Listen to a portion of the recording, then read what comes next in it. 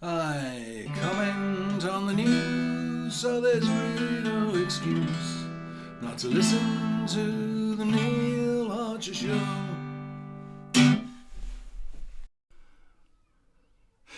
Well, chaps, today I have a couple of stories about illegal immigration, and they're kind of from either end of the spectrum or the time frame, if you like. The first one is about where some of these people are ending up, and the next one will be about where they begin, if you like. Anyway, so this story comes from the Highlands of Scotland.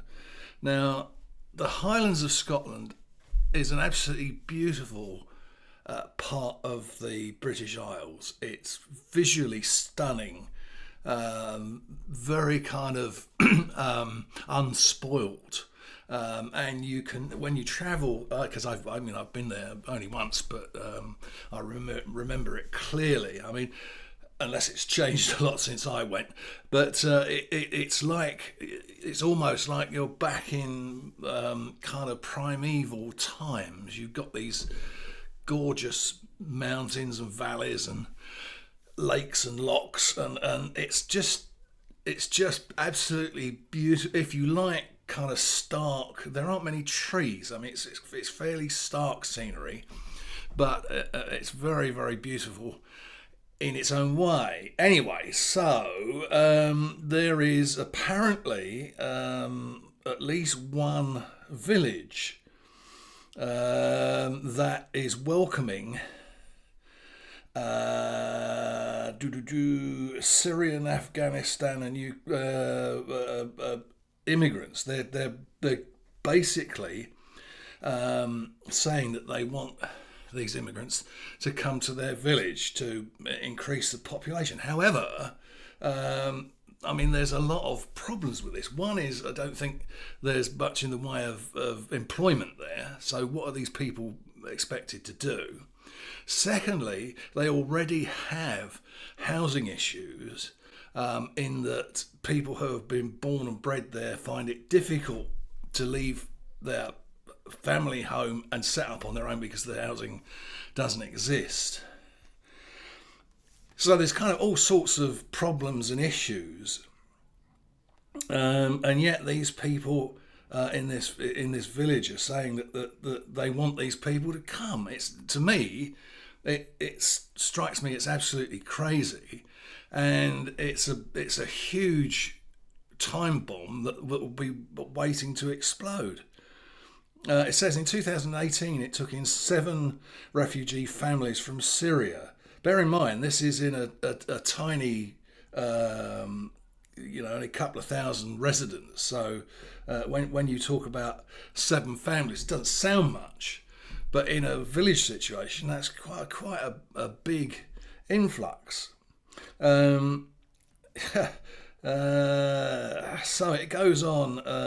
They interview this lady who says she works in a charity shop, and she says we've employed refugees here.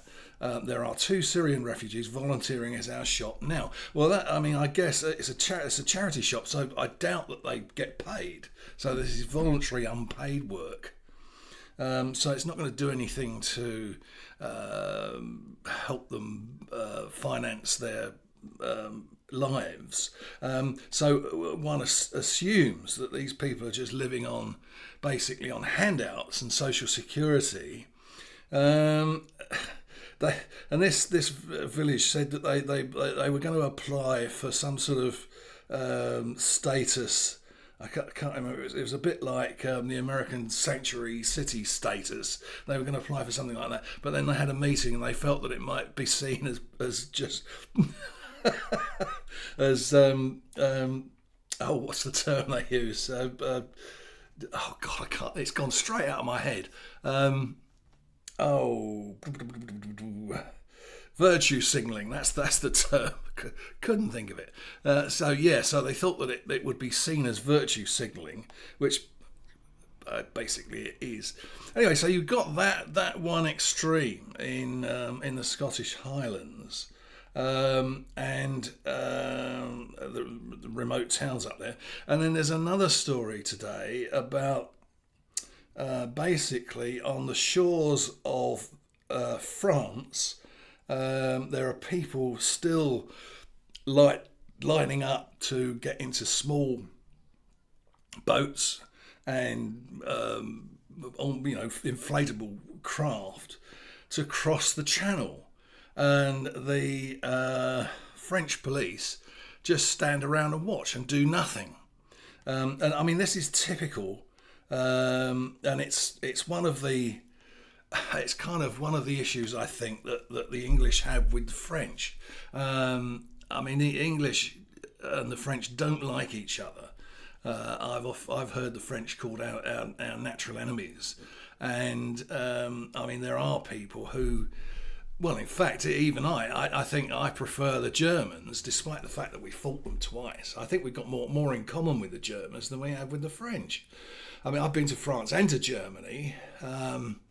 France is a lovely country. I mean, they say that it's a lovely country, except for the inhabitants.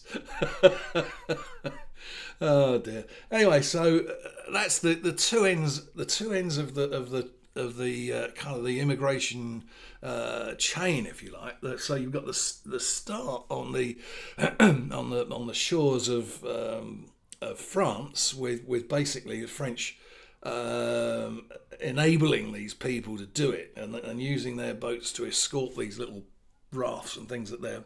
I mean, it's terribly dangerous. These small boats are absolutely packed, packed to overflowing. It's crazy. Anyway, that's it for today. Thank you very much for joining me. Well done if you got this far, and I will see you on the next one. Cheers for now.